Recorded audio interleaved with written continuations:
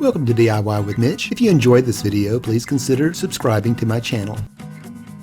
Keeping squirrels from quickly emptying a bird feeder can be quite the challenge. While the manufacturer of the Yankee Flipper bird feeder, shown here, intended it to prevent squirrels from getting to the seeds, I use it in a way that encourages squirrels to get some seeds with a bit of entertaining work.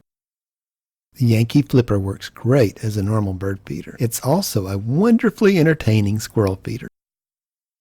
The Yankee Flipper senses the weight of the bird or animal on the perch. The weight of a squirrel will cause a motor to spin the perch, flinging the animal off. The weight of most birds will not cause it to spin, although 2 to 3 heavier birds, such as doves, can trigger the perch to spin. The bottom perch assembly is an easily removed twist-lock mechanism that includes the motor and rechargeable batteries. This needs to be removed and recharged every couple of months using the included AC adapter.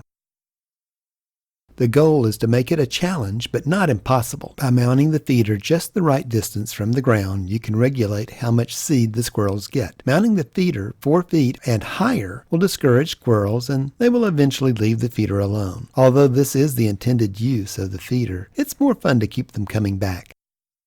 While your squirrels may be different, the ones around my house would leap from the ground to the perch when it's set below 42 inches from the ground. Initially, you may need to set it much lower to get the squirrels used to the feeder. Then raise it several inches every few days until they're not shaking the seeds out too quickly. If they stop approaching it, you can always lower it again.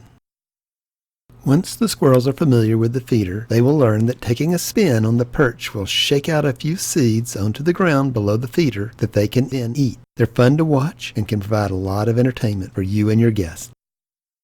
Adjustable hanging and easy filling. A good way to hang your feeder is using a heavy-duty security cable and carabiner clips. These cables are available in various lengths from 4 to 30 feet. The 4-foot was long enough for me. The carabiner clips at the bottom of the cable make it easy to remove the feeder when it needs to be refilled with seeds. You can adjust the height by wrapping the upper end of the cable multiple times around a tree limb or other structure from which you hang the feeder, using another carabiner to attach the cable's end loop to the dangling cable. Mixing your seeds can save money.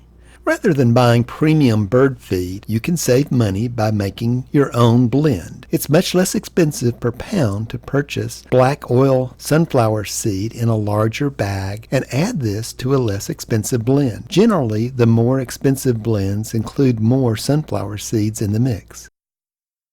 This can almost half the price, from almost $1 to about 50 cents per pound. You should store your bird feed in a bucket or trash can with a lid. I use a bucket that I got with chlorine for my pool. Of course, I cleaned it before using it.